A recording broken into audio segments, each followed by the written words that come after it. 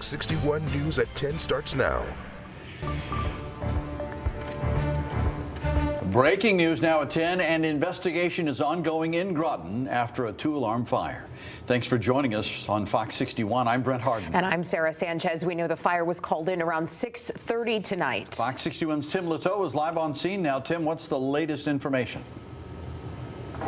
That's right, Brent and Sarah. The house is behind me here. There is some damage on the second floor as some windows and siding are missing, but there are plenty of law enforcement vehicles still here on scene, as there are about a half dozen here. They say they're waiting for a warrant. Now, Groton police say that there will likely be an update overnight, but it's unclear how long it will take to secure that warrant. We've seen police officers on their computers over the last hour we've been here. The house is not a total loss. The most significant damage is on the second floor. The siding is missing from a couple areas on the roof, along the roof, where the fire may have melted it or burned through it. A neighbor who didn't want to go on camera tells me he just moved here, and he doesn't know the neighbors very well, but would occasionally see them having a bonfire here. And again, police tell me that we can expect to see an update at some point overnight. We'll bring that information to you as we learn it, right here on air and on the web at fox61.com. For now, live in Groton, Tim Latow, Fox 61. Thank you, Tim. We have an update on a story we brought you as breaking news throughout the evening commute. So I-84 East in West Hartford is now back open. State police say a person was seriously hurt after being hit by a car. This is video from when the road was closed. You could see not a lot of traffic moving through I-84 there. State police say the crash happened around 3:15 near exit 46, that's Sisson Avenue. This was during rush hour traffic. Drivers were then diverted to exit 43, which is the Park Road exit, which is already a pretty busy and congested exit there. We're still waiting for more details about the incident. We also have an update now on the shooting at Kentucky State University today. One student is dead, another seriously hurt, and a suspect is in custody tonight. We've also learned this is the second shooting near a specific dorm there in just 4 months. Police say the incident happened around 3:10 p.m. in Frankfort. Officers arrived within 4 minutes. Officials say the suspect they have in custody is not affiliated with the school. Authorities confirmed the shooting was an isolated incident. Classes and campus activities are canceled for the rest of the week, and the university is providing counseling and support for students and families. You can watch the latest breaking and developing stories on Fox 61 Plus. Stream for free on your smart TV now. All right, we are feeling the cold again tonight, and with that comes a chance of some flurries in parts of the state. Emphasis on parts. Chief Meteorologist Rachel Frank is here with a check of the forecast. Rachel, what can we expect overnight? Yeah, overnight there will be a few flakes in parts of the state. Most of us will stay dry, and then tomorrow temperatures will actually warm up, and most of us will get a cold rain tomorrow afternoon and tomorrow evening, but the exception will be parts of northwestern Connecticut, especially as you head into the higher elevations. Late in the afternoon and into the evening, there could be some slippery spots, so you might need to take it a little bit slower or add some extra travel time if you're in Litchfield County and northwestern Hartford County. That's where there could be a coating up to an inch or two. Norfolk, Heartland, Colebrook. For Waterbury, Danbury, there might be a slushy coating on the grass, but it probably has trouble sticking to the roads. Temperatures are going to be above freezing for most of the state, so even if there are a few snowflakes, again, it's not going to cause too much of an impact there. But again, Litchfield County, northwestern Hartford County, you may slow things down on the tail end. There could be a coating for northeastern Connecticut as well. Here's a look at those flurries that we're seeing in parts of the state right now. Putnam's seeing a few. Same is true right now around Norfolk, but this is the system that we are tracking for tomorrow. Low temperatures tonight will be in the 20s. Hey, doing a lot better than we were last night. Remember, temperatures dropped back into the single digits and teens this morning, so not as cold. And highs tomorrow climb into the 40s inland. This is the Hartford area with rain developing in the afternoon, but in the Northwest Hills, it is a mix and even some wet snow. We'll take a closer look coming up.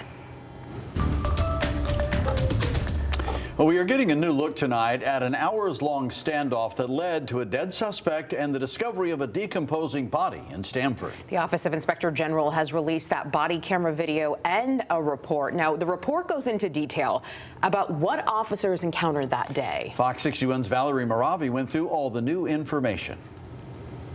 Yeah, the new footage we're about to show you gives us a closer look at the hours-long standoff between Jed Parkington and several law enforcement agencies on December 2nd. Now, that includes the moment where police say they tried to persuade Parkington to leave the home peacefully, and what the medical examiner determined for the cause of death for the other person found in the home. Shots fired. Get that angle.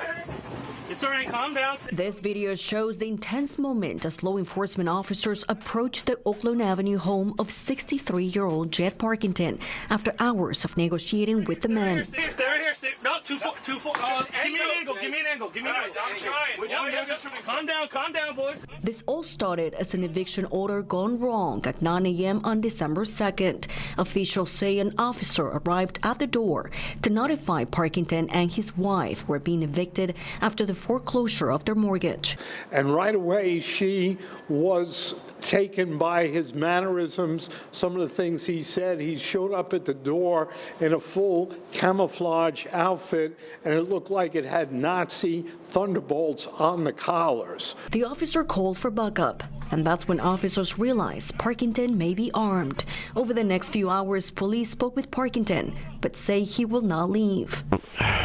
Is there any way we could come to an agreement, Jed? Let's get the dog. Dog inside. You know I just can't believe I can't get downstairs, my friend. Stamford Police Assistant Chief Richard Coughlin spoke to us the day after the incident and described the scene as premeditated. Oh, absolutely. There was too much setup. This was something that probably was in preparation for months. And at one point, police say Parkington barricaded himself inside the home. And he made it plain he wasn't coming out. At one point, our SRT team, the SWAT team, approached in a Bearcat, which is an armored vehicle, and he opened fire, probably striking that vehicle about 20 times. In this drone video, you can see cinder blocks up against windows, along with appears to be a roll of carpet. Around 3:35 p.m., police say they suddenly heard a single shot from inside the house. A drone was flown, and they found Parkington with a single gunshot wound to the head, and he appeared to be dead. They also found several explosives and another body across the room. The medical examiner concluded that the cause of death of the other person was, quote, blunt impact injuries of head and torso with gagging, and the manner of death to be a homicide. Conklin told us he believes Parkington's cancer diagnosis might have been one of many factors that led to this incident. He battled cancer for a number of years, which left him unable to work. And it also looks like, even though at one point he had a lot of the house paid off, a lot of equity in the house, he had to take an equity loan against the house to help him deal with medical bills. Now, the identity of those remains has not been released at this moment, but police say they're still investigating how Parkington was able to get access to those explosive devices. In the studio, Valerie Moravi, Fox 61. Thank you, Valerie. The Inspector General's office has also determined Stamford police did not cause a man's death when he was in a jail cell earlier this year, but they did say the officers on duty could have prevented his death. The chief medical examiner ruled Jamal Linton's death a suicide. The Inspector General says police failed in 2 areas by not checking on him when they should have. Records show they only checked once. You can read more about the report right now on fox61.com.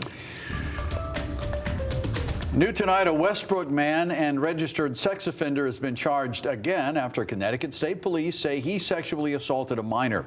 Investigators say 68-year-old Joseph DeBrow was charged Friday with second-degree sexual assault and risk of injury to a child. The allegations come from the same juvenile who previously reported inappropriate behavior in 2021 and who disclosed additional details earlier this year.